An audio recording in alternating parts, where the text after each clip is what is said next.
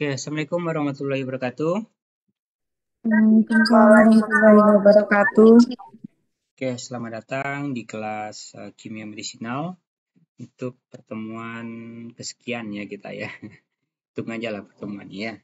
Kita di sini akan membahas terkait dengan perspektif daripada siliko. Nah, judul pertemuan kita kali ini adalah kajian bioactivity senyawa obat berbasis in silico di sini ya. Oke, sebelum kita masuk ke materi, pastikan dulu suara Bapak terdengar dengan jelas ya. Terdengar, Pak.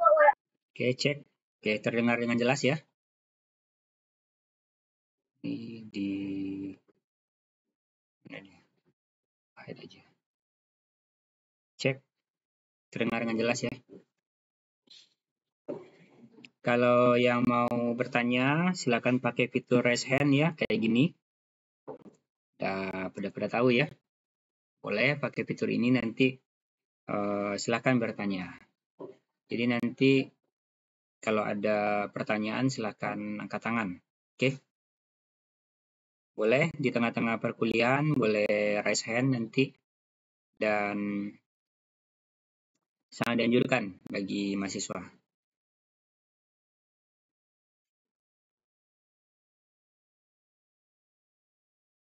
Oke, semuanya buka dulu kameranya ya.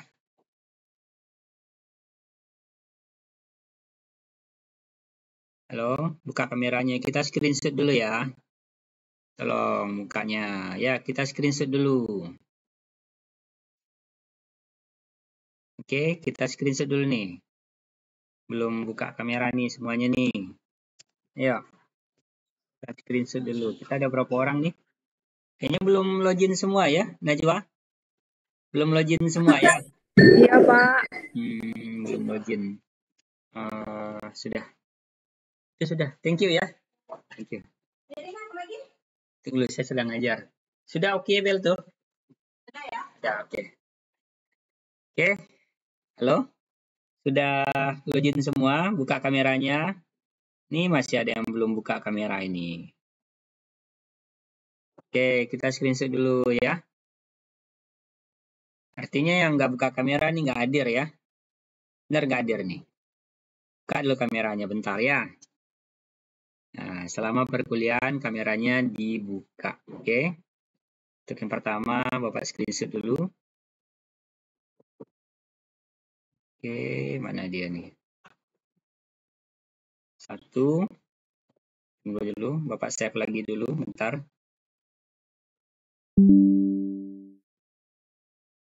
Oke, mana screenshotannya?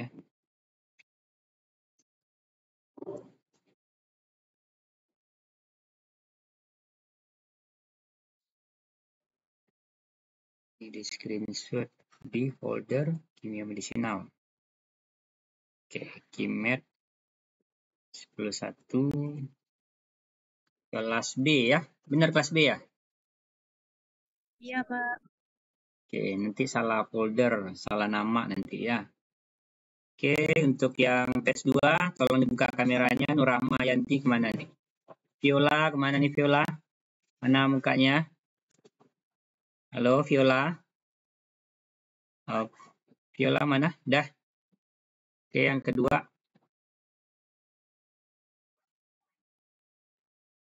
Oke, bentar. Oke, tahan. Nah, Viola nggak bersedia di absen ya. Oke, mana dia? Oke,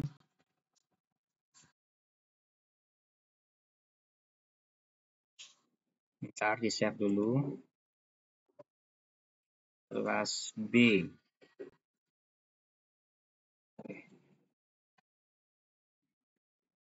Oke, udah Bapak screenshot ya yang hadir ya.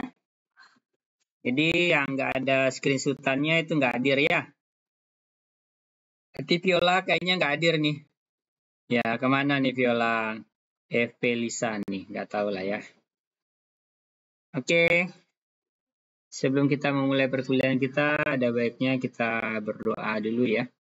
Kita berdoa menurut agama dan kepercayaan kita masing-masing. Berdoa dimulai.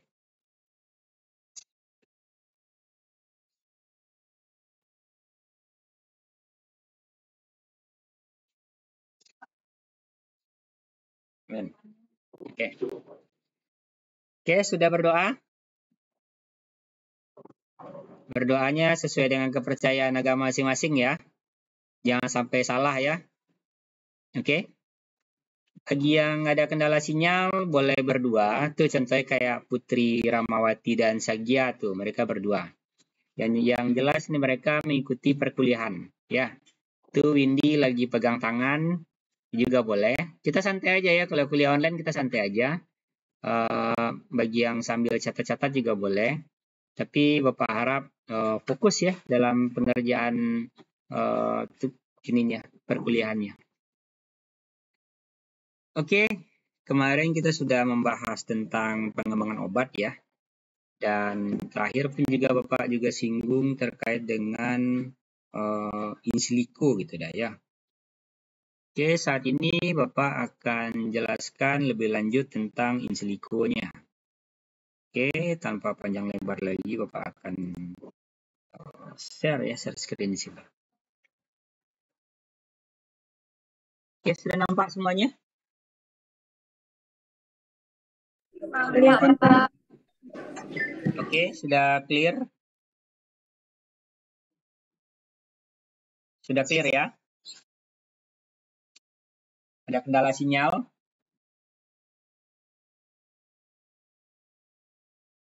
Nah, kalau nggak ada kendala sinyal, is oke. Mungkin kalau yang HP-nya ported itu miringkan aja handphonenya biar enak lihat ininya, lihat slide-nya nanti.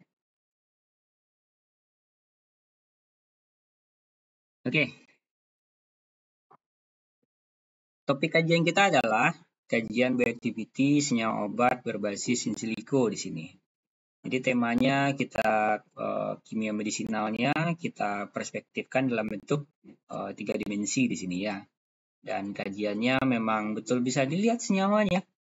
Bisa dilihat di dalam monitor, bisa kita gambar, bisa kita interaksikan dengan senyawa-senyawa lain ya. Oke, ini adalah tujuan pembelajaran kita. Jadi mahasiswa mampu mengetahui ya, mengerti dan mengimplementasikan aspek in silico secara sederhana ya. Sederhana aja yang Bapak targetkan. Karena Bapak mengingat kamu semua kan baru tahu ya tentang in silico ini. Secara sederhana pada kajian interaksi senyawa obat secara komputasi. Ya, target capaiannya hanya sederhana ya di sini. Oke, pengalaman belajarnya nanti ini pembukaan yang sedang berlangsung ya. Berikutnya ada kegiatan penjelasan materi. Itu Bapak yang presentasi di sini. Kayak metode ceramah gitu ya. Berikutnya ada kegiatan diskusi nanti. Diskusi kelompok ya nanti. Jadi walaupun online kita tetap ada diskusinya juga. Next yang keempat itu presentasi kelompok dan terakhir itu ada penutup. Nah, oke. Kita lanjut aja ke materinya. Oke. Ada yang bisa menjawab nggak tentang ini? Ada yang bisa kasih opini nggak? Kenapa farmasis itu harus mengenal molecular docking? Ada yang bisa kasih perspektif gitu? Ada yang bisa kasih pandangan gitu? Coba. Coba Bapak ingin lihat daya analisis dari peserta didik dulu nih. Coba ayo. Salah juga nggak apa-apa ya. Kita bukan ini ya, interaksinya dulu. Kenapa farmasis itu harus mengenal molecular docking? Kenapa? Coba siapa yang bisa kasih pendapatnya? Coba raise hand dulu. Coba gunakan fitur raise hand kayak gini. Fitur raise hand. Masalah seperti chat ini ya. Oke, ada? Halo? Gak ada yang tahu ya? Oke, Bapak akan jelaskan. Oke, teknik molecular docking ini merupakan teknik yang memainkan peran penting dalam penemuan obat baru. Jadi sebelum obatnya diujikan di laboratori, kita harus uji dulu pakai komputer. Ini untuk menunjang efektivitas keberhasilan pengobatan tentunya. Dan juga keberhasilan daripada penemuan obat itu sendiri. Ya, agar tingkat keberhasilan daripada riset itu akan semakin tinggi tentunya. Molecular docking juga akan membantu farmasis untuk memprediksi bagaimana suatu molekul obat akan berinteraksi dengan protein biologisnya, reseptor di sini ya. Dan bagaimana interaksi tersebut akan menghasilkan efek terapeutik. Oke. Jadi bisa Bapak simpulkan daripada pendahuluannya, molecular docking bisa menjelaskan tentang interaksi daripada suatu senyawa obat atau kandidat obat atau senyawa obat yang telah ada dengan kondisi penyakit tertentu atau kondisi patofisiologi dan kondisi lainnya. Dan ini pun juga akan mendukung pertimbangan dosis dalam kajian farmakoterapi ya nanti. Yang kamu akan membahasnya secara spesifik nanti mungkin di semester 6 atau 7 ya, farmakoterapi. Jadi di situ kan ada dasar pertimbangan terapi ya, dan skill ini sangat dibutuhkan oleh seorang apoteker nanti. Oke, sekarang Bapak mau tanya, siapa yang mau jadi apoteker di sini? Siapa yang mau jadi apoteker? Coba tunjuk tangan aja dulu. Yang mau jadi apoteker siapa? Bukan, raise hand maksudnya, raise hand. Pakai fitur raise hand. Ya, bukan tunjuk tangan gini, bukan ya. Tapi raise hand, coba raise hand. Nah, 1, 2. Yang lain? Pada mau jadi apoteker juga nggak? 3, 4. Nah, mana lagi nih? Bapak mau hitung nih. Bapak mau hitung berapa orang mau jadi apoteker di sini. Coba, 1, 2, 3, 4, 5, 6, 7, 8, 9, 10, 13, 14, 15, 15, 16, 17, 18, 18, 19. Nah, oke. Jadi kalau kita mau jadi apoteker ya, kita wajib bisa menjelaskan tentang interaksi obat. Jadi gimana pertimbangannya terkait dengan interaksi obat ini dapat dijelaskan oleh molecular docking ini. Nah, oke. Sudah lepas ya pertanyaannya sini. Jadi di sini ada 2 orang yang bertanya tentang kenapa para farmasi harus mengenal tentang molecular docking. Oke, bisa dilihat gambar ini? Bisa ya. Ini adalah gambar protein ya, yang putih ini. Oke. Ini adalah protein atau reseptor yang terdiri daripada asam amino yang saling berkaitan satu dengan yang lain. Oke. Dan yang berwarna di sini warnanya warna brown ya atau warna coklat ya. Di situ kelihatannya warnanya warna apa? Contohnya Windy di situ lihatnya warna apa Windy? Nih, warna apa nih Windy di handphone Windy? Kalau Bapak di sini warna coklat. Coba Windy warna apa nih? Coklat biru dongker, Pak. Coklat. Ya, kalau yang biru dongker itu adalah ligannya. Oke. Itu ligannya ya. Di sini yang titik-titik ini adalah binding pocketnya. Jadi dia punya kantong ya. Dia punya kantong. Jadi di area itu saja mereka akan berinteraksi. Nah, oke. Penemuan obat baru ini akan merupakan sebuah proses yang cukup kompleks sebenarnya. Dan memakan waktu dan memakan biaya yang sangat tinggi. Jadi kalau nggak pakai docking, kitanya akan pasti keteteran nih ngeriset ini. Pasti akan keteteran, makan biaya yang sangat banyak. Kebayang lah ya, kalau misalnya kita punya 1000 senyawa. Contohnya pada saat kondisi 2020 kemarin. Oke, 2020 kemarin. 2020 kemarin kita dilanda COVID-19, betul ya?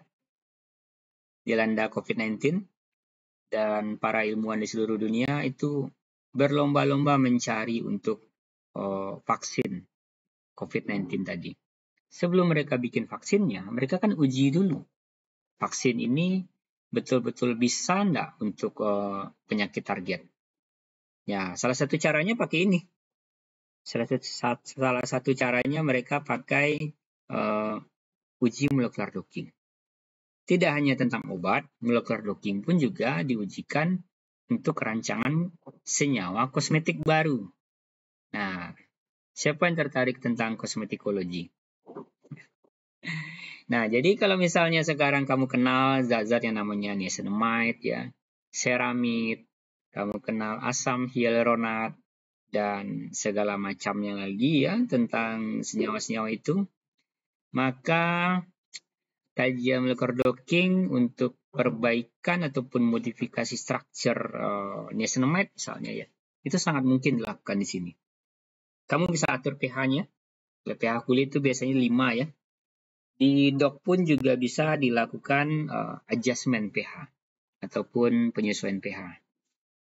Kalau yang biasanya itu di 7,4 ya untuk obat oral biasanya di pH normal. Sedangkan kalau untuk di kulit ataupun topikal misalnya buat jadi skincare ya. Oke.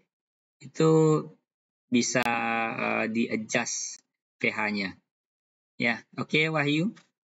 Wahyu Apriani ini lagi velocity dia ya. Dia lagi menghibur diri sendiri. It's okay. Tidak ada masalah ya. Yang penting tetap enjoy aja.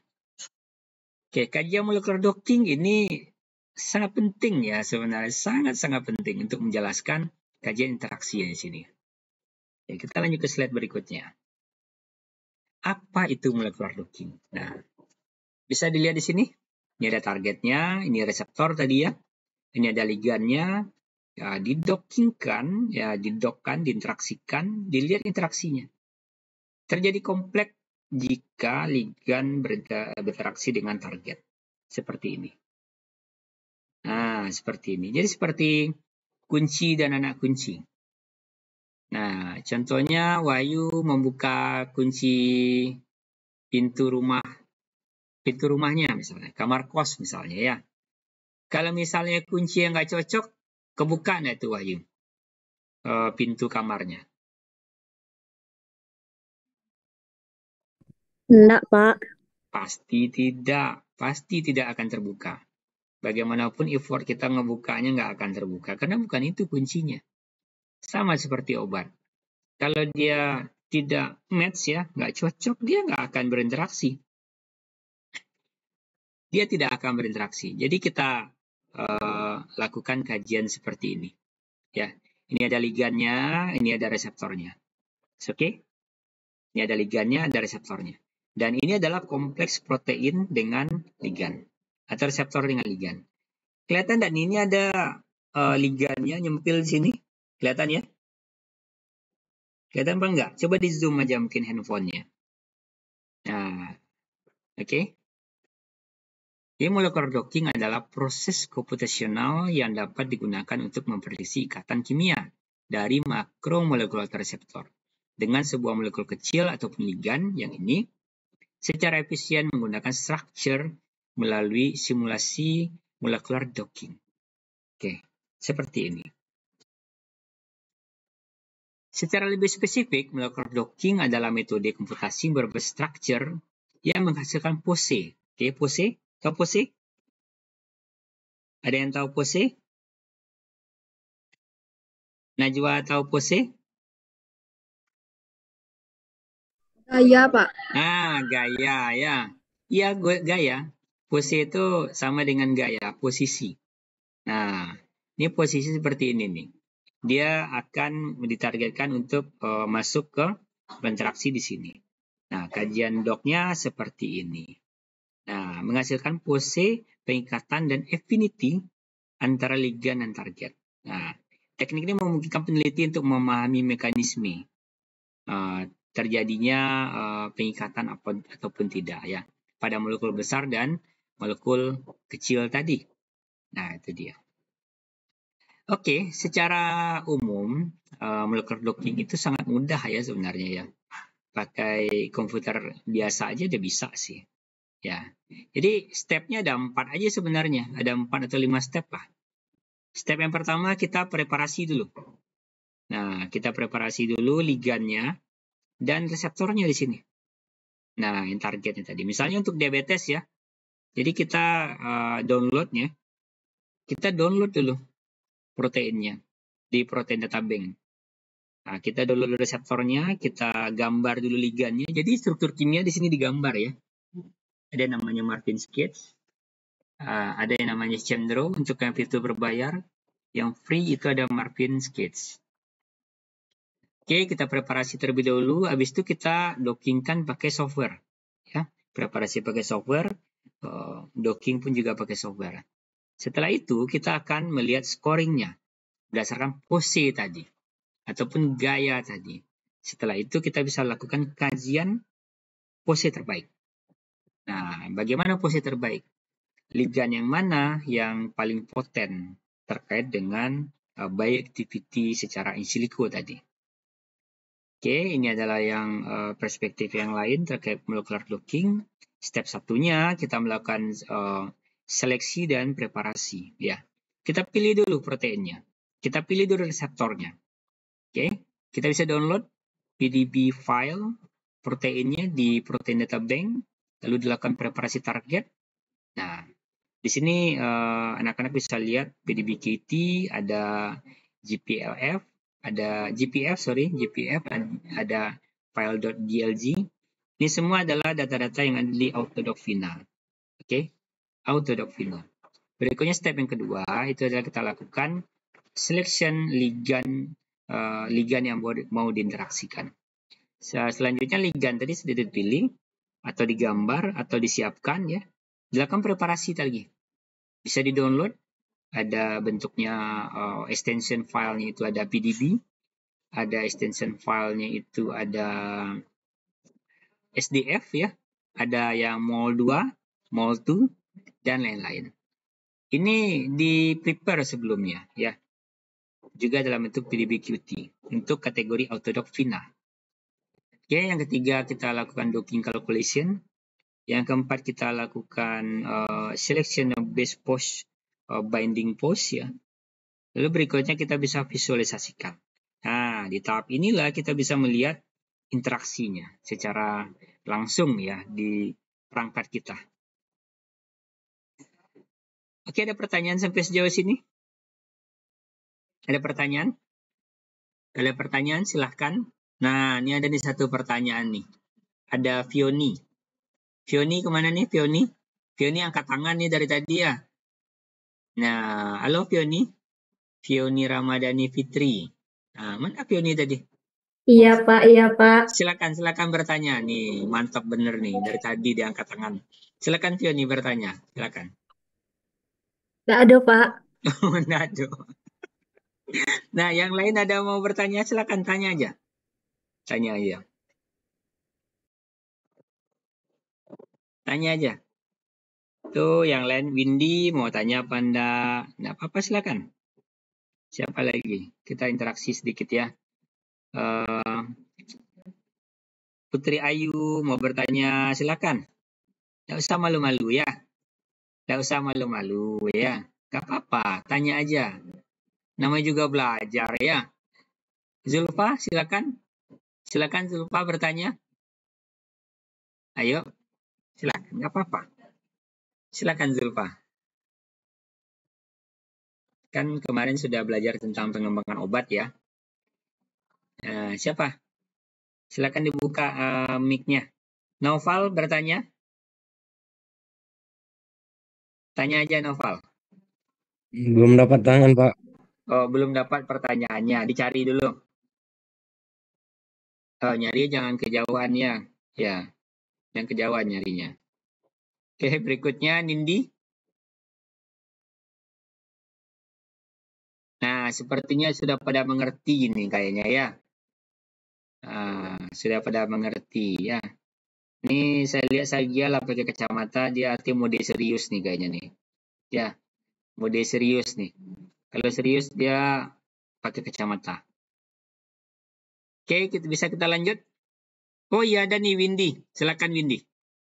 Silakan. Silakan Windy, silakan. Dengan senang hati. Silakan tanya aja. Assalamualaikum warahmatullahi wabarakatuh. Izin bertanya, Pak. Waalaikumsalam, ya. Pertama, bagaimana perkembangan docking dalam docking molekuler dalam mengidentifikasi senyawa obat? Nah, Obat. Terima kasih. gimana obat apa terakhir? Senyawa obat baru, Pak. Oh, senyawa obat baru. Oke. Ini bagus banget pertanyaannya ya, bagus banget.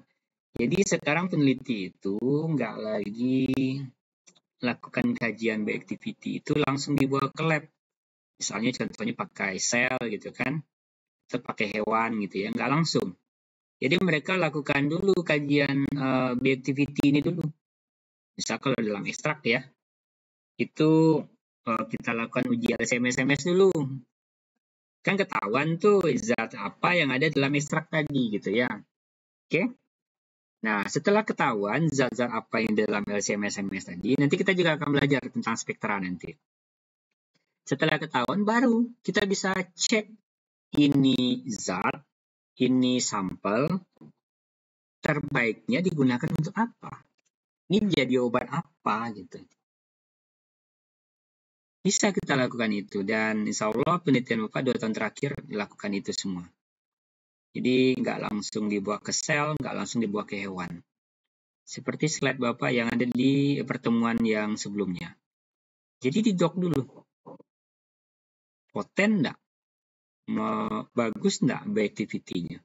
Potensial nggak? Ya kalau nggak potensial, ngapain Bapak bawa ke lab? Ya nggak ada gunanya juga kan? Kecuali kalau studi-studi seperti halnya conventional study. Ya uji ekstrak ini kita langsung masuk pakai uji hewan gitu kan. It's okay, itu nggak masalah juga. Untuk tujuan pembelajaran.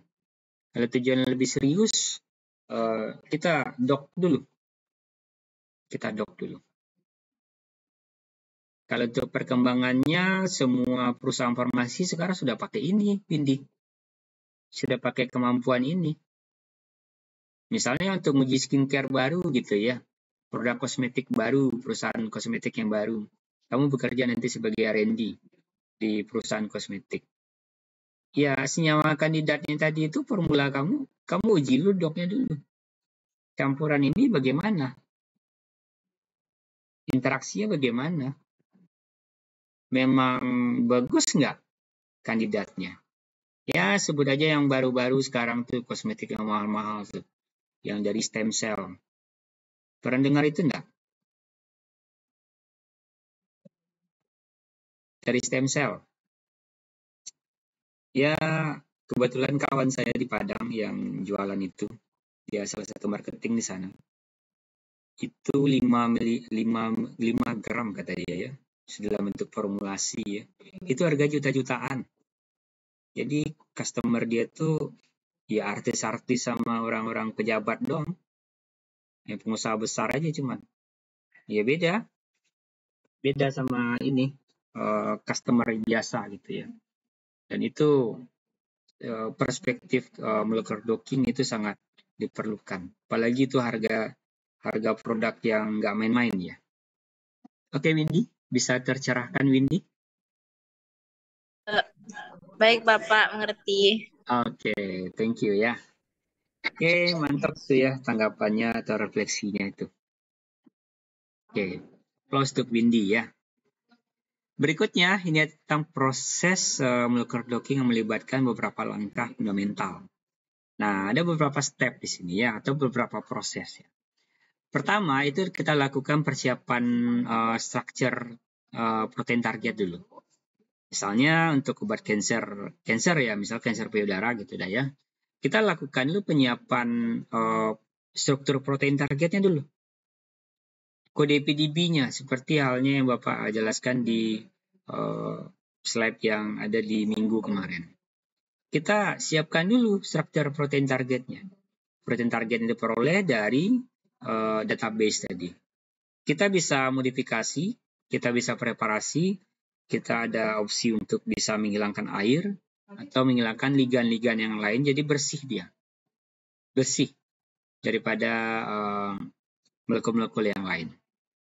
Tapi ini bisa custom ya anak-anak ya, bisa custom. bisa kita lakukan sesuai dengan kemauan kita. Tapi yang jelas nih prosedurnya jelas ya. Step yang kedua itu persiapan struktur ligan. Nah, struktur ligan ini, nah kita lakukan optimasi geometrinya dulu. Ya, di sini. Kita lakukan konversi sesuai dengan formatnya. Oke. Struktur daripada ligan ini kita bisa download ya, opsi pertama. Opsi keduanya kita bisa gambar sendiri. Kita bisa rancang sendiri juga bisa. Dan jangan lupa kalau dirancang itu kan dia masih 2 dimensi ya. Untuk jadi 3 dimensi dia harus dilakukan optimasi geometrinya dulu. Nah, itu kuncinya. Oke. Dan yang ketiga, kita lakukan identifikasi pada situs pengikatan ataupun binding site namanya, ya. Dan situs aktif ini ditargetkan untuk protein tertentu semuanya di sini. Biasanya juga menggambarkan informasi dan prediksi secara komputasi. Ini lebih menggambarkan ke tempat di mana dia akan ditargetkan untuk berinteraksi. Nah, kajiannya seperti itu. Berikutnya yang keempat adalah proses dockingnya. Nah, docking tadi juga melibatkan algoritma. Algoritma ini yang dibuat oleh programmer ya. Nah, kolaborasi programmer dengan para peneliti. Ada beberapa algoritma yang ada di molecular docking dan diantaranya ada yang gratis atau yang open source dan juga ada yang berbayar ya. Berikutnya evaluasi dan scoring. Oke. Hasil scoring, hasil docking dapat dievaluasi menggunakan fungsi scoring. Nah, ini menentukan affinity ataupun kekuatan pengikatan. Yang biasa digambarkan dengan energi Gibbs ya, atau delta G. Dan juga ada RMSD yang digunakan untuk menentukan apakah senyawa ini betul-betul valid atau tidak gitu ya. Berpotensi valid atau tidak gitu ya, berpotensi. Karena kalau yang nilai RMSD di atas 2 itu langsung dikategorikan sebagai tidak valid. Tapi yang di bawah 2 RMSD-nya itu bisa dikategorikan sebagai berpotensi untuk valid. Nah, sampai di situ ya. Oke, next di sini ada dilihat ya, ini ada proteinnya di sini. Ini ada ligannya, oke, yang ini. Berikutnya ini ada kompleks protein dengan ligan yang ini. Dan ini ya hasilnya bisa dilakukan scoring. Nah, hasil docking bisa di scoring.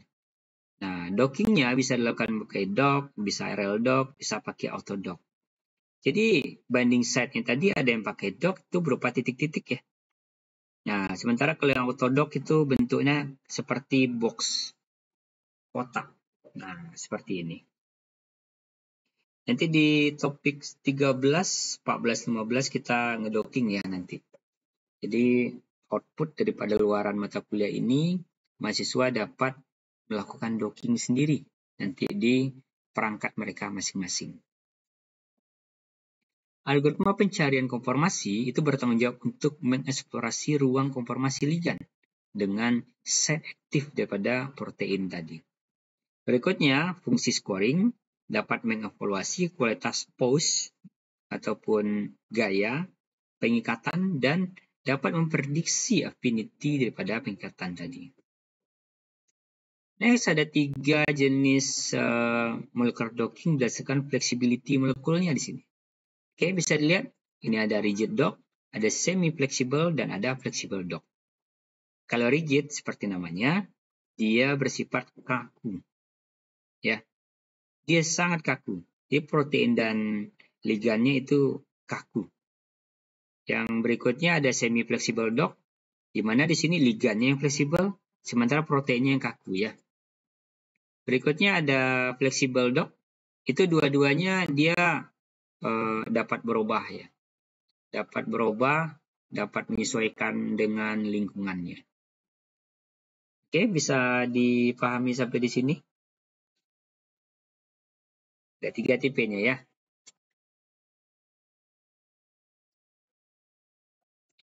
Next, ini adalah jenis-jenis molecular docking berdasarkan informasi strukturnya. Ada SBDD dan ada LBDD. SBDD adalah Structure Based Drug Design yang menggunakan struktur 3 dimensi target seperti ini. Oke. Jadi biasanya kalau untuk SBDD ligannya yang banyak. Ya mungkin proteinnya juga banyak ya. Tapi proteinnya mungkin tidak akan lebih dari 20 kayaknya gitu ya. Lebih cenderung sedikit ya. Biasanya protein itu lebih sedikit daripada sama target, kecuali pada kondisi penelitian tertentu. Berikutnya juga ada yang ligand based drug design. Ini seperti halnya kita mendesain sebuah obat, kita lakukan identifikasi potensi dari senyawa yang telah berhasil kita lakukan sintesa. Nah, seperti halnya yang dilakukan Pak Muklis ya di lab ya, mensintesa senyawa tertentu. Harusnya bisa dilakukan docking di situ dengan metode LBDD. Nah, LBDD kebalikan daripada SBDD. Jadi mungkin ligannya sedikit aja ya, tapi proteinnya yang banyak. Jadi gunanya untuk mengkaji kandidat ligan ini untuk jadi obat apa, atau misalnya pemanfaatannya untuk apa.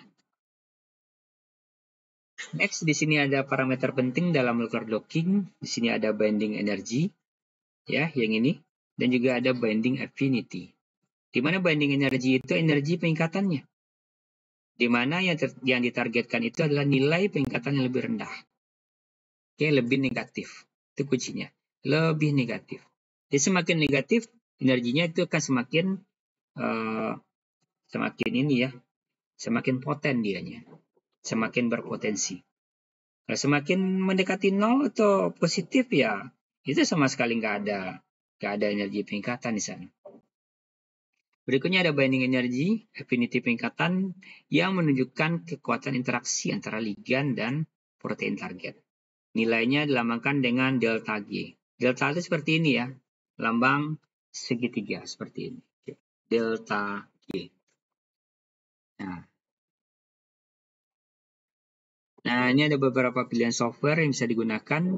Ada software gratis dan ada software komersial. Yang gratis itu open source ya. Nah, yang paling populer itu ini, Autodocvina. Autodocvina banyak dikembangkan sekarang menjadi beberapa software lainnya, dan kebanyakan itu masih gratis ya, berbasis community. Autodocvina merupakan salah satu software docking yang paling populer dan akurat. Itu seluruh dunia pakai ya, dan hampir rata-rata pada umumnya pakai ini. Tapi bagi mereka yang bergerak di bidang komersial atau lembaga-lembaga yang punya keuangan yang cukup baik ya, mereka bisa pakai Glide, okay, dari Schrödinger ini. Dia bisa pakai Gold ya. Dia juga bisa pakai MOE. Nah, terakhir Bapak pernah pakai MOE dan itu sangat user friendly banget ya pakai MOE. Namun sayangnya harganya sangat tinggi ya. Jadi hampir mustahil untuk dilakukan publikasi di situ ya. Nah, harganya sampai ratusan ribuan dolar di situ ya. Dan ini adalah software yang kita target pada pembelajaran ini nanti di pertemuan 13, 14, dan 15. Autodocvina, Doki, dan UCSF ya. Jadi platform-platform ini yang kita gunakan nanti. Kita berfokus pada academic research di sini. Next, beberapa database yang bisa digunakan untuk pencarian ataupun download ya. Kalau kamu mungkin kenalnya download ya. Download struktur database protein. Itu ada di Protein Data Bank. Cek aja Protein Data Bank, nanti akan keluar nanti langsung data-datanya. Ya, tinggal dimasukkan kode PDB-nya aja. Bisa di-download langsung di situ. Berikutnya untuk database nyawa kimia, kita bisa buka PubChem, kita bisa buka ChemBL, kita juga bisa buka zinc untuk senyawa-senyawa tertentu ya. Namun untuk senyawa bahan alam kita bisa buka knapsack, kita bisa buka TCMSP ya. Ya tergantung sampel kamu lah ya. Tergantung fokus dan concern yang akan dilakukan kajian lebih lanjut. Oke, di slide terakhir, nih jangan pernah berhenti untuk berinovasi, karena perkembangan ini akan terus berlanjut ya. AI semakin merajalela, jangan biarkan AI menguasai Anda ya. Tapi jadikanlah AI itu sebagai tools Anda untuk berkembang lebih cepat. Ya, validasi semua hasil yang dikeluarkan oleh AI dan jangan lupa untuk sholat 5 waktu ya. Oke, ada pertanyaan di sini? Silakan. Ada pertanyaan atau ada yang mau merefleksikan dirinya? Merefleksikan diri itu seperti setelah kamu dengarkan materi ini, kamu bisa tahu apa gitu ya. Apa yang kamu ketahui dari materi ini? Coba, silakan. Refleksi diri dulu aja ya. Nah, coba nih Najwa. Silakan Najwa, refleksi diri aja dulu. Apa yang Najwa ketahui setelah mengikuti materi ini? Silakan Najwa. Menurut saya, molecular docking merupakan salah satu teknologi untuk mengetahui antara ligan dan reseptor pada obat dan produk farmasi lainnya. Oke, benar ya. Ini salah satu inovasi yang dapat digunakan. Oke, terima kasih Najwa. Kita minta pendapat dari Sarlia lagi, Sarlia. Kepada Sarlia dipersilakan untuk merefleksikan pembelajaran. Baik Pak, yang saya dapat dari pembelajaran hari ini, saya tahu proses molecular docking itu melibatkan beberapa langkah fungsional, fundamental, seperti kayak persiapan struktur protein target, terus persiapan struktur ligan, terus identifikasi situs pengikatan, lalu proses docking itu sendiri. Itu Pak. Oke, thank you ya. Benar ya, seperti itu. Benar. Benar sekali. Artinya Sarlia mendengarkan materinya dari awal sampai akhir tadi ya. Oke, selanjutnya kepada Tasila. Nah, Tasila silakan. Iya Pak, Nah, kalau berdasarkan apa yang saya dapatkan, saya simpulkan kalau molecular docking itu adalah suatu visualisasi molekul obat yang memanfaatkan teknologi ataupun komputer di mana kita akan menguji kecocokan dari ligan dan juga reseptor itu sendiri untuk menghasilkan efek farmakologis. nah, itu dia. Ada kata kunci yang disebutkan sama Tasila tadi ya. Itu kata kunci adalah kecocokan. Nah, kata kuncinya kecocokannya. Kalau nggak cocok dia nggak nyambung dia gitu ya. Oke, siapa lagi yang mau merefleksikan dirinya? Silakan. 2 orang lagi cukup. Coba raise hand. Ayo. Ini Najwa Humairo kayaknya malu-malu tadi nih. Dia mau tunjuk tangan tapi nggak ini ya, nggak pede gitu ya. Coba raise hand. Coba. Ayo, nggak apa-apa. Ngomong aja. Ya, kita dalam proses pembelajaran. Oke? Iya benar, Najwa Humairo.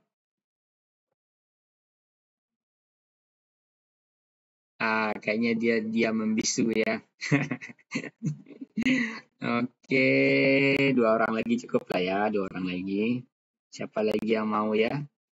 Mutia, silakan Mutia. Mutia fokus banget dari tadi Bapak tengok ya. Silakan Mutia Melani. Silakan Mutia. Baik, Pak. Menurut saya, proses docking adalah proses yang membantu seorang farmasis dalam mengembangkan obat baru untuk menilai apakah obat tersebut layak digunakan atau tidak. Oke, perspektif yang sangat baik. Oke, mantap. 1 orang lagi untuk refleksi diri. Oke, siapa lagi? Sabila Bila. Oke, silakan kepada Sabila Bila. Iya Pak.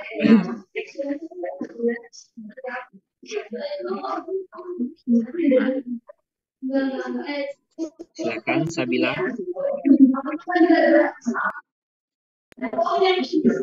Bentar.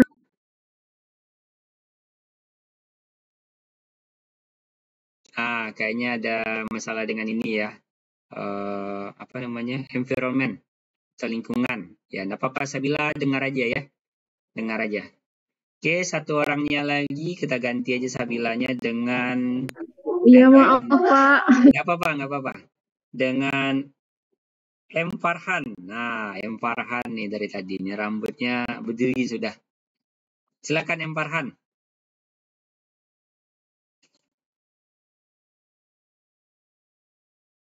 Silakan M. Farhan. Nah, M. Farhan sepertinya tidak fokus ya dalam perkuliahan ya. Nah, dia sambil jalan. Ya boleh sambil jalan. It's oke. Cari aja tempat yang lebih baik. Contoh di pustaka bisa ya. Atau mungkin di tempat yang lebih nyaman lah. Ya, nggak apa-apa. Oke, sudah cukup ya untuk refleksi dirinya. Untuk pertanyaan lagi. Untuk pertanyaan. Silakan kepada yang mau bertanya. Tadi sudah ada Windy ya satu ya tadi. Siapa tadi? Sagia tolong dicatat ya. Siapa yang berinteraksi tadi? Oke, Sagia, tolong catat ya mereka yang aktif di perkuliahan ini. Tolong didokumentasikan ya. Oke. Siapa yang mau bertanya lagi? Silakan. Silakan, ada yang mau bertanya? Silakan.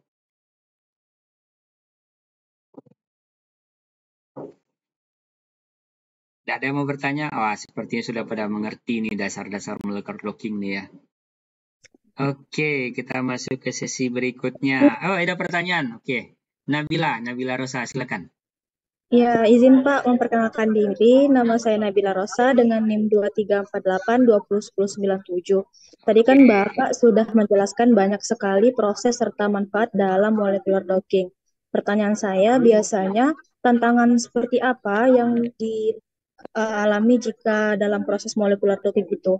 Karena ini kan sedikit rumit prosesnya dan menggunakan komputer. Biasanya kesalahan-kesalahan seperti apa yang dapat terjadi dan kenapa begitu Pak? Oke, Bapak jawab satu-satu dulu ya. Yang tadi siapa satu lagi tuh yang masalah scan tadi? Satu lagi? Kok langsung turun aja tangannya tuh? Sali ya, Sali.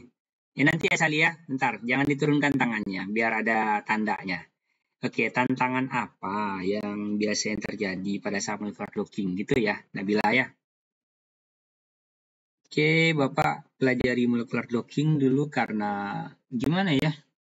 Sepertinya kajian interaksi ini penting lah untuk dilakukan. Karena kita ingin lihat interaksi obatnya dengan tubuh itu seperti apa ya. Dulu Bapak belajar, paracetamol dapat jadi antipiretik, analgetik gitu ya.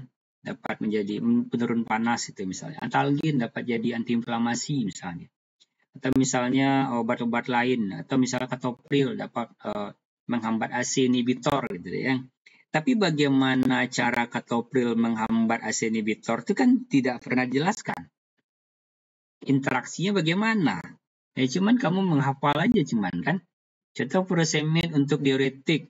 Nah, contoh apa lagi yang Rosa tahu? Obat. Yang Rosa ingat. Coba. Nabila Rosa. Inzana Pak.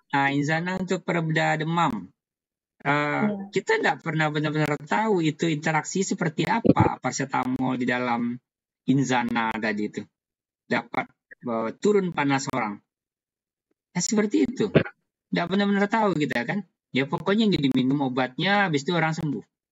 Ya kan? Sekarang pertanyaannya, kenapa orang ini bisa sembuh? Apa yang terjadi dalam tubuh? Interaksi apa yang terjadi? Nah, lewat pembelajaran molecular docking dan satu lagi temannya dockingnya ada ya, ada temannya. Temannya adalah molecular dynamic.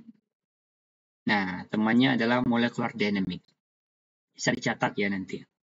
Jadi step 1 kita belajar dockingnya aja dulu untuk sekarang ya. Jadi kalau molecular dynamic, ntar aja belajarnya. Satu-satu dulu belajarnya ya. Docking itu ada temannya, ada saudaranya disebut dengan molecular dynamic ya. Jadi dia dua serangkai dan saling melengkapi merekanya. Jadi lewat molecular docking ini kita dapat menjelaskan proses interaksi tadi. Berikutnya tentang tantangan tentang molecular docking ya. Oke, karena keilmuan ini relatif baru ya,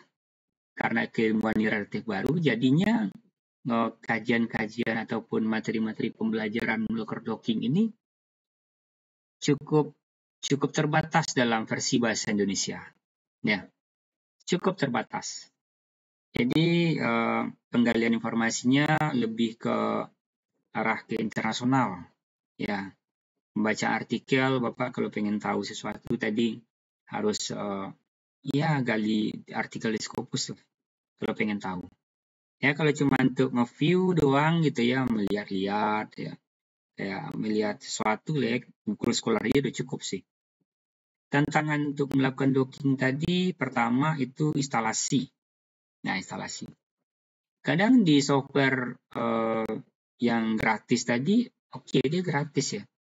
Tetapi tidak banyak software-software itu yang menawarkan proses instalasi yang mudah.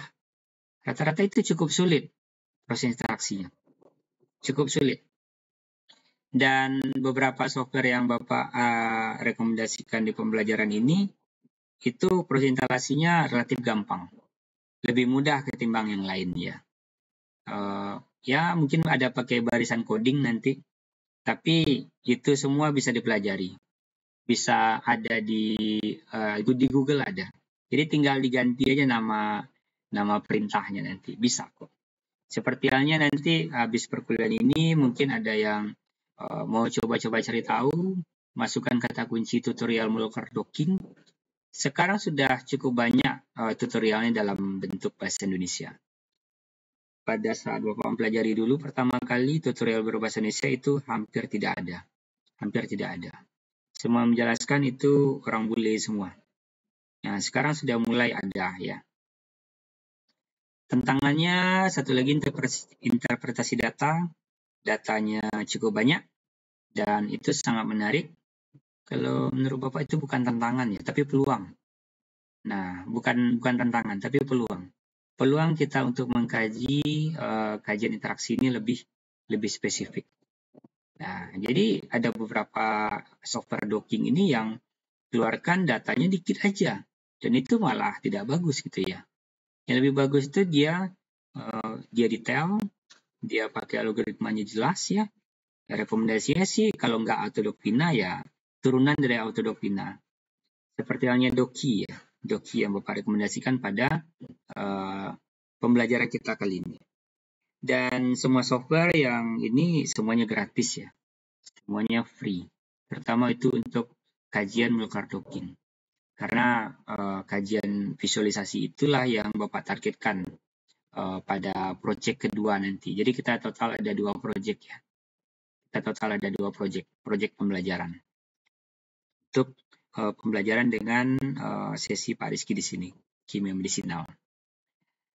Oke, bisa terjawab Nabila? Bisa, Pak. Oke, jadi enggak begitu susah ya sebenarnya, apalagi kamu punya mentor.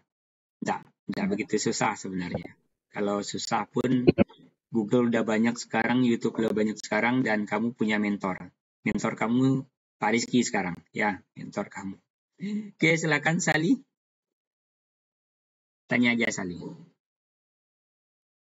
Baik, Assalamualaikum warahmatullahi wabarakatuh. Waalaikumsalam warahmatullahi wabarakatuh. Izin memperkenalkan diri, saya Sali Putri Hartini dengan NIM 2348 201043. Izin bertanya, Pak. Dari penjelasan yang sudah Bapak jelaskan tadi, itu kan ada 4 tahap dalam molekular docking. Okay. Tahap terakhirnya itu kan selection. Dan itu harus mendapatkan base pose antara ligan dengan reseptor. Yes. Nah, pertanyaannya, apa yang terjadi jika antara ligan dan reseptor tersebut tidak mendapatkan base pose-nya? Oke. Mungkin base pose-nya yang dimaksud sama Sali ini adalah base pose mungkin tidak sebaik native ligan ataupun obat yang kompetitor mungkin ya. Misalnya kita mau cari obat diabetes misalnya. Alpha glucosidase misalnya. Ya.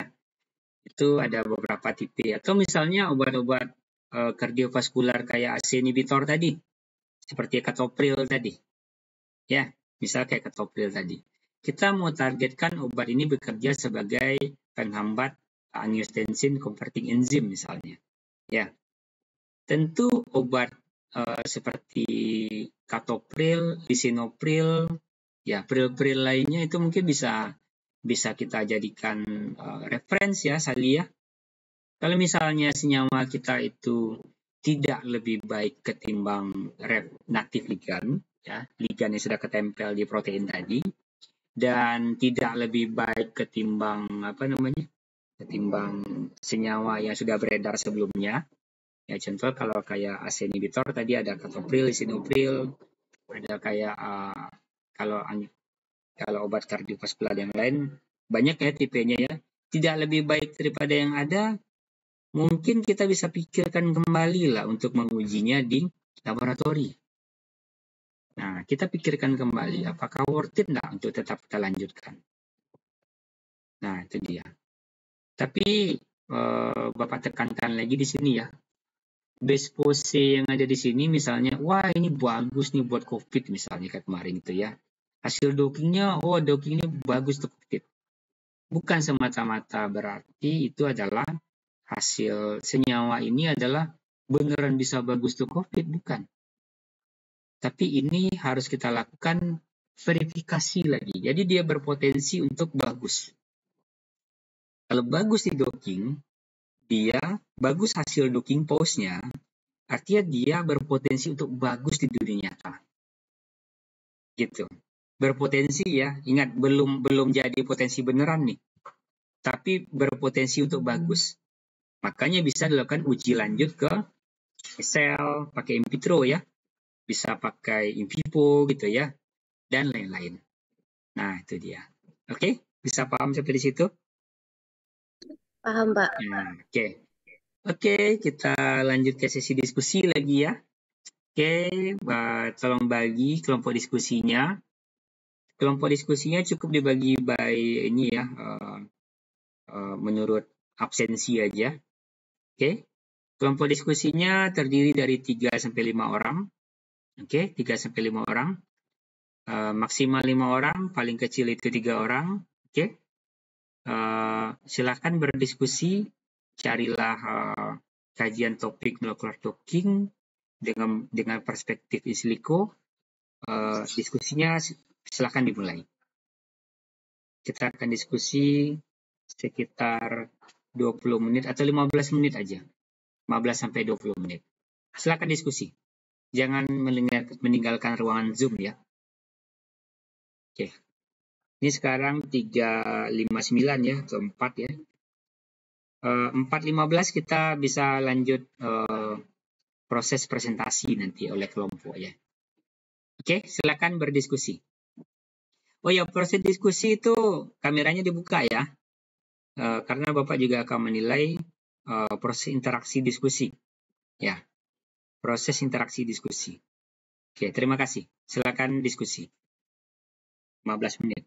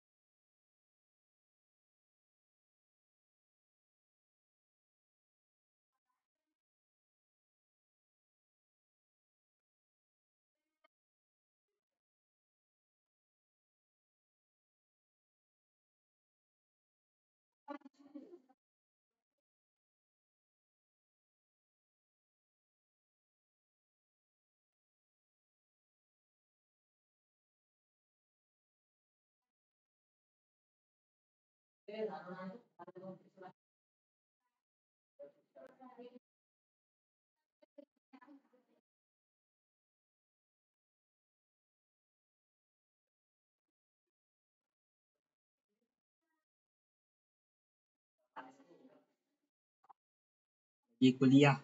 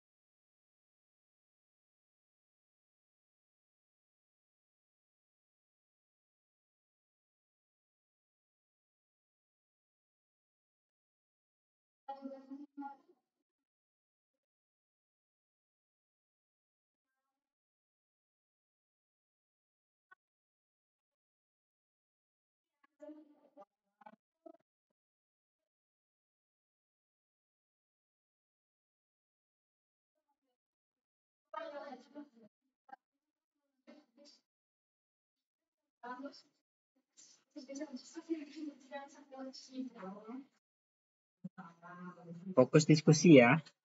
Fokus diskusi.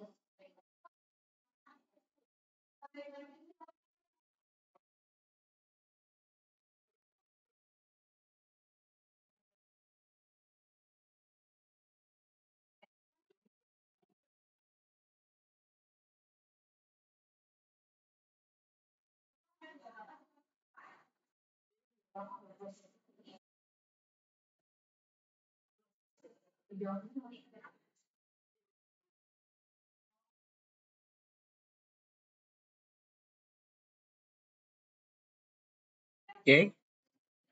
Halo semuanya. Sudah bisa kita presentasi kelompok?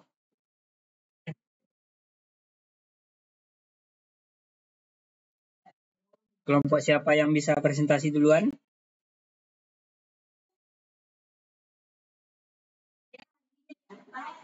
Silakan.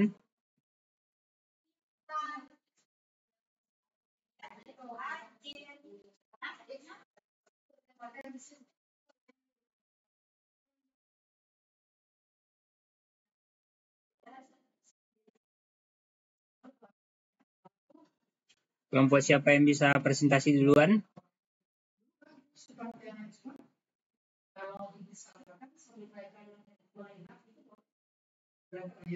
Cukup satu artikel aja boleh lah ya. Cukup satu artikel aja untuk yang sekarang.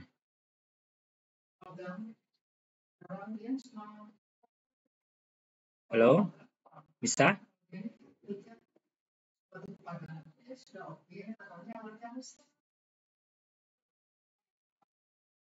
Ada yang bisa presentasi sudah?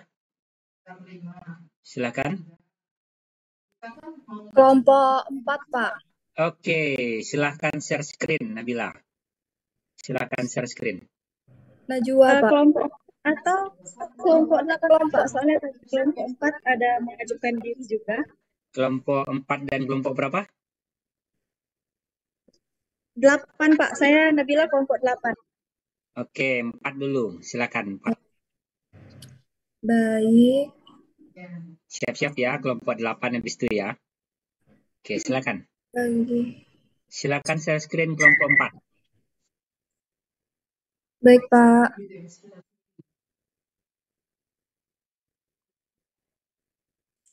Baik, sebelumnya izin apakah sudah bisa terlihat? Oke, bisa. Baiklah, di sini sebelumnya Assalamualaikum warahmatullahi wabarakatuh. Waalaikumsalam warahmatullahi wabarakatuh.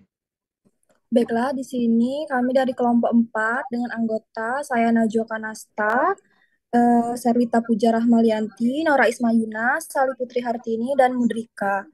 Baiklah, di sini kami akan mempresentasikan tentang studi uji in silico secara molekular docking interaksi antara protein target pada proses inflamasi kulit berjerawat pada TGF beta 1 PDB ID 3 TZM dengan senyawa aktif Madecassoside.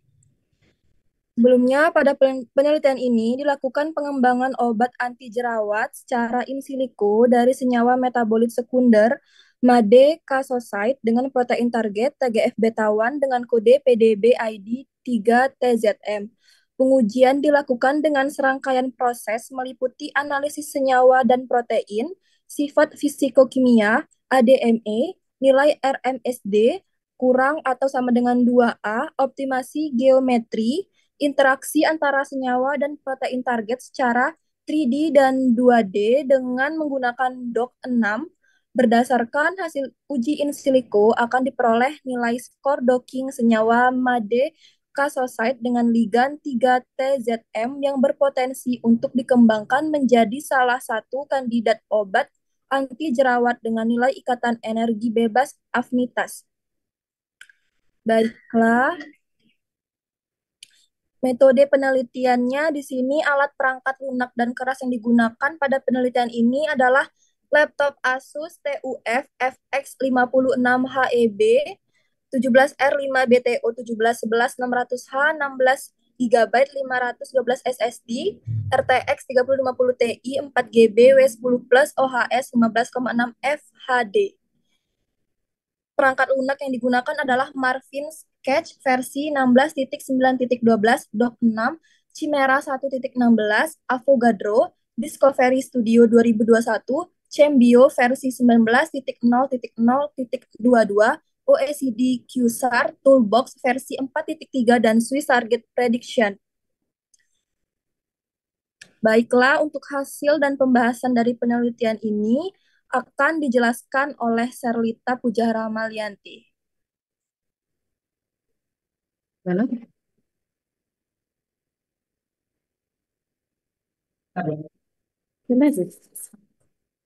Baiklah, di sini saya akan menjelaskan hasil dari artikel yang saya ambil, yaitu pada penelitian ini senyawa aktif dari medcoside yang memiliki energi ikatan bebas gift atau afinitas yaitu minus 103,462, terus tuh energi van der Waals yaitu minus 103,462 dan energi internal repulsif sebesar 9.515.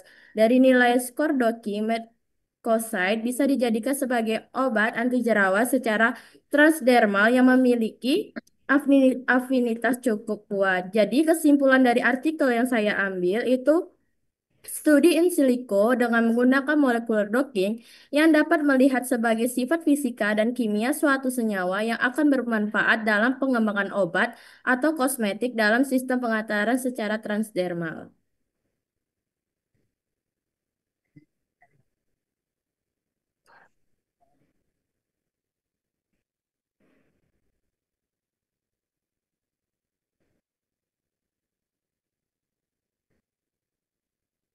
Ya, Pak.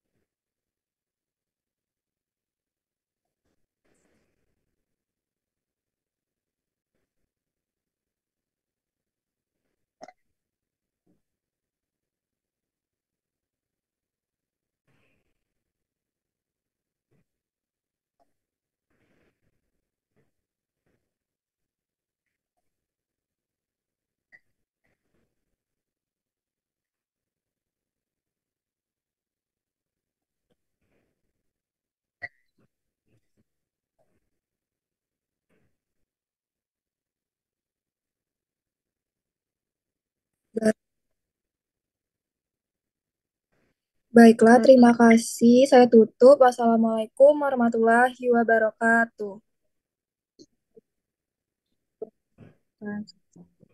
Baik, izin Pak untuk share screen jurnalnya.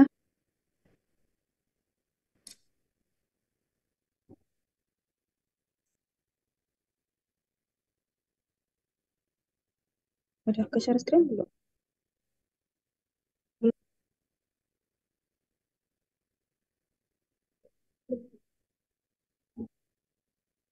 Baik, apakah sudah terlihat?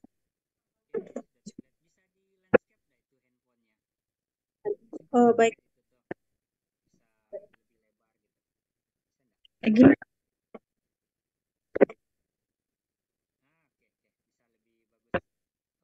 Oke. Baik. Pada kelompok 8, kelas 4B kami mengambil judul dengan studi docking molekular penghambatan reseptor neprilysin bunga lawang sebagai antihipertensi dan prediksi profil farmakokinetiknya. Nah, pada penelitian ini ditujukan untuk mengetahui potensi antihipertensi dari senyawa aktif bunga lawang dan prediksi profil farmakokinetik dengan menggunakan simulasi molecular docking dengan menggunakan software PRX dan visualisasi hasil menggunakan BioVia Discovery Studio dan prediksi profil farmakokinetika serta toksisitas menggunakan Web Suicide dan PKCSM. Selanjutnya, pada pendahuluan atau permulaan pada jurnal ini diketahui bahwa hipertensi merupakan penyakit kronis yang paling umum terjadi pada populasi penduduk di negara maju dan berkembang. Dengan adanya peningkatan angka prevalensi tersebut, memicu penelitian obat baru dalam pengobatan penyakit hipertensi. Nah, salah satunya adalah upaya untuk mengoptimalkan kinerja atrial natriuretic peptide atau ANP, di mana ANP ini merupakan hormon yang memiliki efek untuk menurunkan curah jantung, meningkatkan diuresis dan pengeluaran ion natrium, serta memiliki efek vasodilator. Sehingga hormon ANP ini memiliki peran penting dalam pengaturan tekanan darah dalam tubuh manusia. Lalu, Pak, untuk bahan dan alatnya itu ada dengan mengunduh dari website http://www.rcsb.org yang diperoleh dari difraksi sinar X dan resolusi. Maaf Pak. Iya. Aduh. Ini Chrome. Aduh. Baik, saya lanjutkan. Pada alat yang digunakan dalam penelitian ini dengan komputer spesifikasi OS Windows 11 64 bit, prosesor 12 dan Gen Intel, Core TM. Lalu perangkat lunak yang digunakan ini ada PRX Virtual Screening Tool, BioVia Discovery Studio Visualizer, dan website http://www.swissdemchat untuk pengujian profil fisikokimia dan farmakokinetika. Selanjutnya, metodenya ada preparasi reseptor dan ligan, validasi metode docking ligan pada reseptor neprilysin, analisa dan visualisasi hasil molekular docking, serta prediksi profil fisikokimia dan farmakokinetikanya. Selanjutnya untuk hasil dari penelitian ini akan dilanjutkan oleh teman saya, Mutia Melani. Baiklah, saya akan menjelaskan tentang hasil yang didapatkan dari penelitian ini. Dapat dilihat pada gambar 1, yaitu gambar reseptor neprilysin dengan kode PDB-nya itu ID5JMY, dan gambar 2 yaitu overlay ligand sakubirilat sebelum dan sesudah di recording. Oke, sebentar. Ini wajib diperhatikan semuanya ya. Ini Ya, informasi sangat penting nih. Biasanya Bapak juga lakukan hal ini. Yang di gambar 1 itu gambar screenshot dari 3 dimensi reseptornya ya. Iya, Nah, Pak. itu yang belum kayaknya airnya sudah dihilangkan kayaknya tuh. Biasanya air itu titik-titik merah biasanya. Sedangkan gambar 2 itu adalah native ligand. Itu adalah native ligand yang sebelum di-redocking dan setelah di-redocking. Nah, jadi posisinya itu biasanya bertumpuk. Oke? Ya, Pak. Biasanya bertumpuk dia. Akan bertumpuk. Kalau dia bertumpuk artinya dia sudah ada pergeseran sedikit kan? Nah, bukan plak ketiplak sama. Kalau misalnya plak ketiplak sama artinya belum di-redock. Belum di-redocking dia. Jadi untuk mengetahui energi daripada native ligand yang kita pakai tadi adalah yang ada di dalam sini tadi, yang ada di dalam reseptor tadi, kita harus meredocking aja dulu, redocking dulu, posisi terbaiknya. Berapa energi yang paling rendah dan dengan nilai RMSD di bawah 2. Yang kayak gini nih, persis sama seperti gambar yang ditampilkan oleh Nabila Rosani. Ya. Ini bukan plak ketiplak sama dianya, tapi mirip. Dia kayak pernah lihat roti kan? Roti sandwich. Pernah. Iya, pernah, Pak. Roti sandwich itu kan dia bertumpuk dia. Tapi dia kan nggak nyentuh. Iya. Iya, di tengah-tengahnya kan ada selai kan rotinya kan? Nah, ada jaraknya di situ. Oke, silakan lanjutkan Nabila. Baik, silakan Mutia.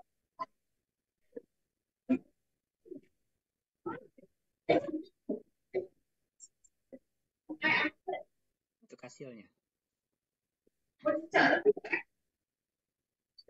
Mutia, next slide atau gimana? Lanjut ke hasilnya.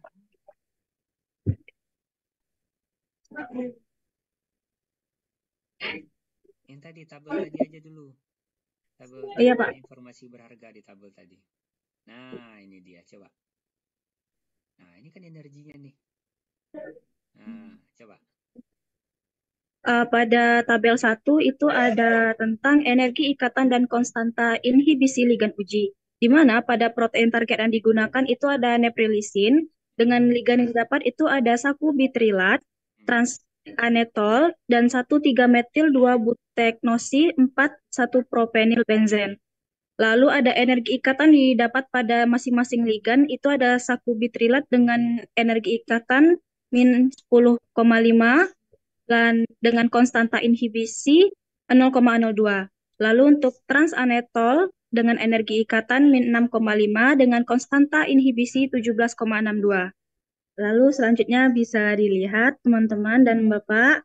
Nah, untuk tabel nomor 2 itu ada interaksi ligan uji terhadap reseptor neprilysin. Dengan ligan sakubitrilat, ikatan hidrogen konvensionalnya ada 102 ARG, 542 ASN, 548 GLU, 709 ASP, 711 HIS, 717 ARG. Pada sakubitrilat ini tidak ada ikatan karbon hidrogen sepertinya karena pada tabel tidak dituliskan juga. Lalu untuk interaksi hidrofobiknya ada PI sigma dengan angka 580 FAL, Pi alkil dan alkilnya itu ada 579 MET dan 692 FAL, Pi-nya ada 583 HIS dan interaksi elektrostatiknya Pi kationnya itu tidak ada. Oke. Untuk ya.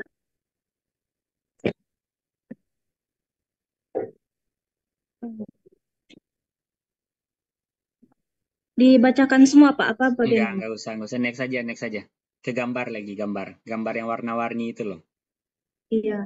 Nah, tuh, coba di zoom gambarnya. Nah, itu gambar di zoom kan. Habis itu coba scroll ke bawah dikit. Nah, scroll ke bawah. Itu dia. Ini nampak kan gambar warnanya? Yang warna hijau itu konvensional hydrogen bond. Yang warna orange itu ada Pi cation. Yang warna biru ya biru langit itu karbon hydrogen bond. Nah, jadi kita memang bisa lihat di sini. Kita bisa lihat ini interaksinya apa yang terjadi. Apa jenis interaksinya. Dan di beberapa software docking ya yang Bapak pernah coba, khususnya DMOE, itu bisa diketahui jaraknya berapa Armstrong. Sayangnya software berbayar sih ya. Jadi kita nggak bisa pakai untuk tujuan pembelajaran jadinya. Dan ini bisa lihat, bisa dijelaskan. Coba lihat ke atas lagi. Nah, tuh. Terus yang pertama. Ada berapa ikatan tuh? ASN 542. Ya dah. Arginin 102. Nih. Aspartan 709 kan? Itu tuh kan singkatan aja ya. Nah, metionin, met, val, p. Nah, penilalanin, histidin. Nah, glue ya. Nah, ini adalah kode-kode asam amino. Nah, jadi dengan penjelasan ini dapat tercerahkan jadinya. Obat ini betul terikat atau cerita aja. Nah, jadi bisa dijelaskan secara 3 dimensi. Oke, lanjut. Baik, saya lanjutkan. Pada gambar yang sudah kita lihat tadi, ini merupakan interaksi senyawa. Yang A itu ada gambar dari struktur 1 bitrilat, yang B transanetol, yang C 1,13 metil 2 butenoksi, 41 propenil benzen, dan seterusnya. Yang ini merupakan kriteria dari Lipinski ligan ujinya. Yang pertama itu satunya ada ligan transanetol dengan berat molekul 142,205 dengan log P 2,7283 dengan jumlah akseptor ikatan hidrogennya 1 dan jumlah donor ikatan hidrogennya 0. Tabel 4 ini merupakan prediksi profil farmakokinetika yang didapatkan. Salah satunya itu ada transanetol, di mana absorpsi pada gastrointestinalnya tinggi dan permeabilitas BBB-nya ada.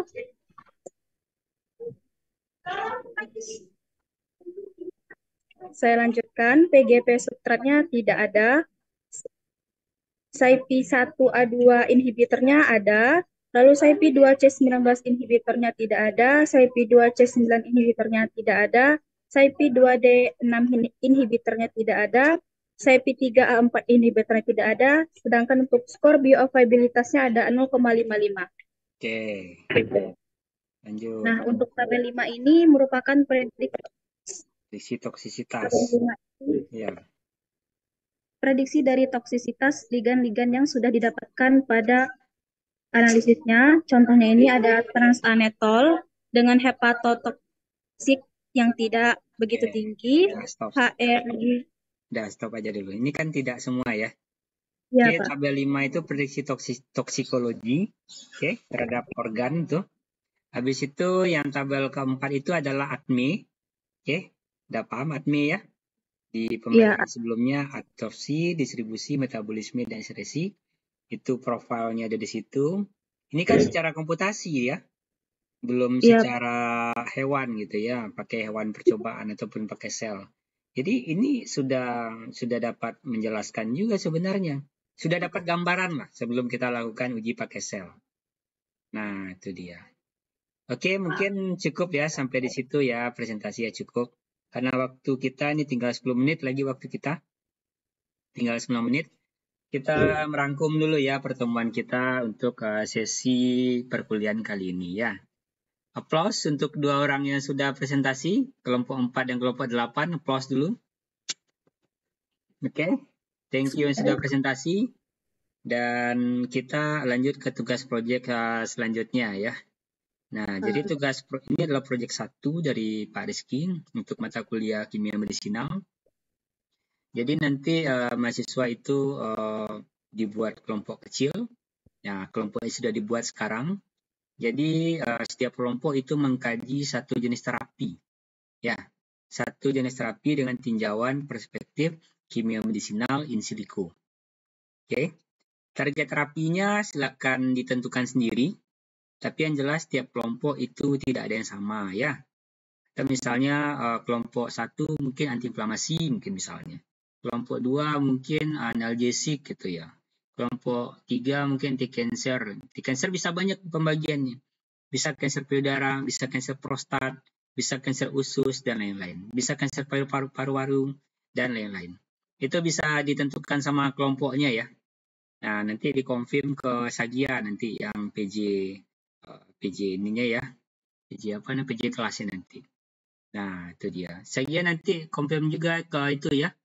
Ingatkan juga ke FP yang PJ kelas sebelah. Oke, halo Sagia, masih ada? Masih ada nggak Sagia nih? Ada, Pak. Oke, masih ada ya, alhamdulillah. Jadi nanti setiap kelompok itu membuat rangkuman daripada materi, perspektif pembelajaran, aspek in silico, kimia medisinal, terhadap terapi ya. Terapinya kamu pilih aja sendiri. Silakan, bebas. Terapinya terapi apa ya, penyakit apa yang kamu mau targetkan. Dan berhubung ini juga ada tugas mandirinya gitu ya, yang di combine dengan tugas kelompok atau project based learning. Bapak targetkan untuk satu orang itu mereview 10 artikel untuk nilai terbaiknya. 10 artikel aja. Jadi kalau misalnya kelompoknya terdiri dari 5 orang, itu minimal citasinya nanti untuk makalahnya itu ada 50 ya. Ada 50 untuk nilai terbaik. Untuk nilai terbaik. Ya. Kalau nggak mau nilai terbaik juga boleh ya. Bapak kan kasih tahu perspektif pembelajarannya ya.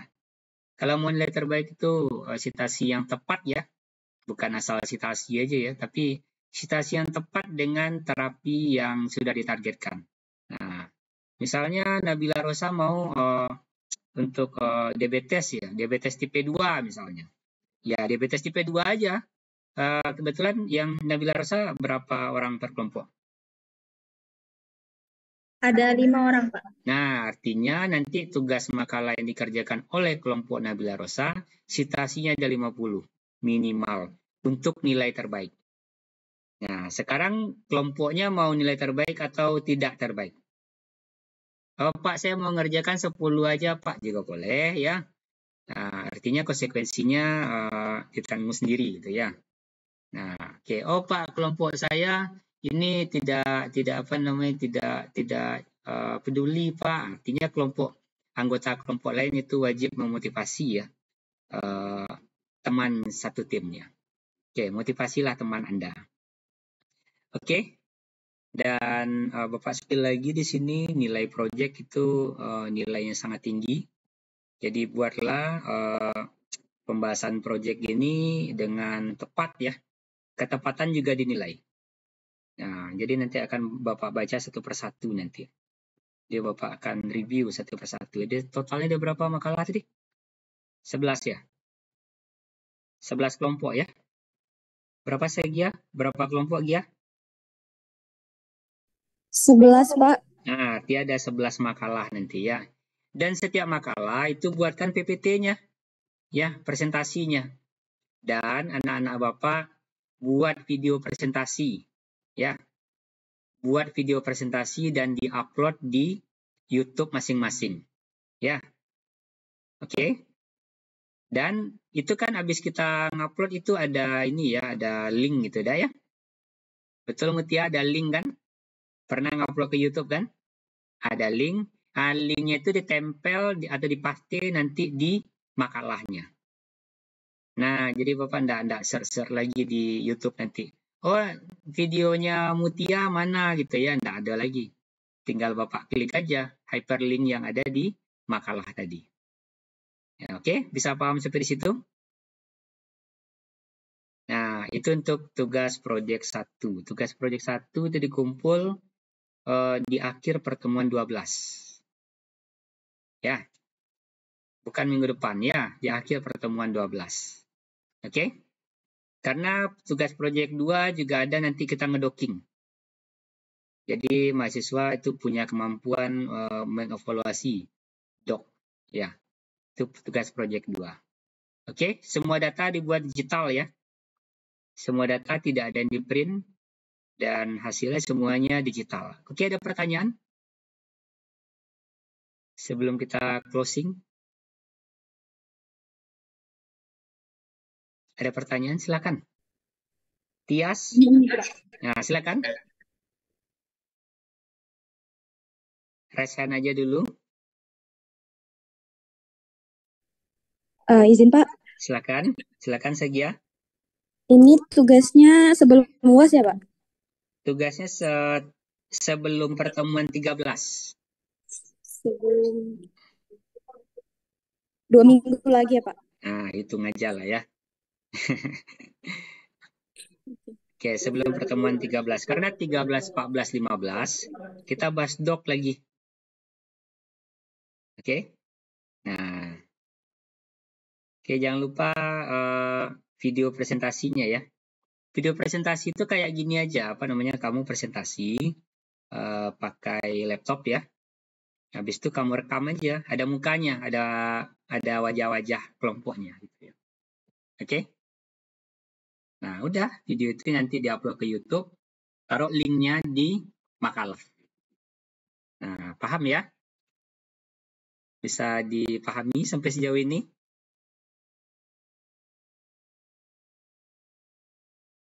Halo?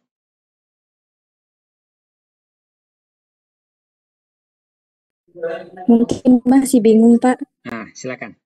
Tanya aja Gia.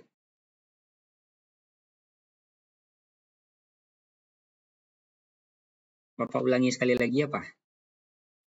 Iya Pak, mungkin diulangi sekali lagi. Oke, Bapak ulangi sekali lagi ya. Oh ya, ini pertemuan ini Bapak rekam ya pakai OBS di sini. Jadi nanti kalau mau play lagi video dari pembelajaran yang kali ini, kamu bisa cek aja di channel YouTube Bapak ya. Bisa kamu cek di sana nanti ya. Atau kalau mau download videonya yang 100 menit ini juga boleh, silahkan download aja nanti ya. Biar bisa diputar offline nanti. Oke, jadi Bapak untuk kebutuhan dokumentasi aja. Oke, jadi tugasnya itu kan kita tadi buat bikin kelompok ya. Kita bikin kelompok kecil yang terdiri dari 3-5 orang. Nah, setiap kelompok itu membuat kajian review dari kimia medisinal dengan aspek in silico tadi. Dengan kimia komputasi tadi, dengan aspek in silico. Jadi setiap karena ditargetkan satu anak mereview satu anak itu mereview 10 artikel ya, 10 artikel ilmiah. Jadi kalau misalnya kelompok Nabila Rosa tadi punya 5 orang per kelompok ya, ada 5 orang dalam satu tim. Jadi tugasnya adalah membuat resume ataupun makalah daripada pembahasannya itu mereview minimal 50 artikel untuk satu laporan kelompoknya. Ya, untuk mendapatkan nilai terbaik. Nah, untuk mendapatkan nilai terbaik minimal harus mereview 50 artikel. Mensitasi 50 artikel. Ya. Oke, mensitasi 50 artikel ya. Citasinya pakai Mendeley aja ya, pakai Mendeley. Software Mendeley. Nah, pakai software reference manager itu. Kalau misalnya kurang dari 50 misalnya ya, itu artinya nilai kelompoknya pun juga ikutkan kurang gitu ya. Jadi kegiatan untuk memotivasi teman sekelompok itu sangat penting. Oke. Semua dan artikelnya pun juga tidak Bapak batasi ya. Tidak dibatasi, mau yang Inggris boleh, yang Indo pun juga boleh. Ya, asalkan perspektifnya benar. Oke. Dan setiap kelompok itu ditargetkan untuk membahas satu jenis penyakit. Nah, yang Anda rasa cukup familiar dengan Anda. Misalnya kelompok 1 mau bahas antiinflamasi misalnya ya. Artinya dockingnya antiinflamasi semua. Ya. Artinya kelompok 2 mau bahas anti-cancer. Anti-cancer yang mana? Anti-cancer kanker kolon misalnya. Ya udah anti-kanker kolon semuanya. Nah, habis itu kelompok berikutnya diabetes, misalnya diabetes tipe 2. Ya, diabetes tipe 2 satu kelompok itu. Jadi mereka bergotong royong. Oke. Sampai di situ hasil makalah mereka itu dipresentasikan kembali dalam bentuk PowerPoint. Oke. Dalam bentuk PowerPoint dan itu dibikinkan rekaman videonya nanti di rumah. Nah, jadi kelompoknya itu buat satu video PowerPoint yang menjelaskan tentang proyek ini. Oke. Dan videonya diupload di YouTube ya, YouTube masing-masing. Nah, linknya itu ditempel atau dipastikan nanti di makalah yang telah dikerjakan oleh tim tadi. Nah, makalah itu dikumpul nanti. Nah, makalahnya sebagai hasil proyek.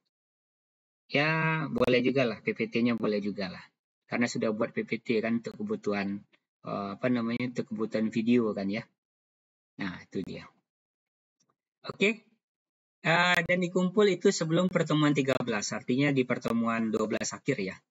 Akhir pertemuan 12. Itu proyek 1. Oke. Ada pertanyaan? Silakan kita berdiskusi. Ini udah lewat 3 menit kita nih. Halo? Silakan, ada pertanyaan? Tidak ada, Pak. Cukup jelas? Zulfa jelas? Kayaknya bingung banget dari tadi nih. Zulfa jelas? Rahmi jelas?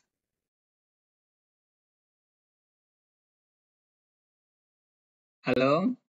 Veronica jelas? Jelas, Pak. Oke, Bapak harap jelas semua ya. Oke, sebagai closing ya, giatlah untuk belajar, sukailah pembelajaran kamu. Kalau kamu mengetahui alasan dari kenapa kamu harus belajar, rasanya tidak mau berhenti belajar itu. Tidak mau berhenti. Ya, kalau kamu mengetahui alasan kenapa kamu harus belajar. Saya menargetkan keilmuan ini. Ya, pembelajaran berbasis skill itu sangat diminati di dunia kerja ataupun di dunia industri nantinya. Oke, tetaplah tetap sehat ya. Sholat 5 waktu jangan lupa. Oke, thank you semuanya sudah hadir. Anak-anak Bapak semuanya. Bapak tutup pertemuan kita kali ini dengan mengucapkan Alhamdulillahirabbil alamin. Wassalamualaikum warahmatullahi wabarakatuh. Waalaikumsalam warahmatullahi warahmatullahi wabarakatuh. wabarakatuh.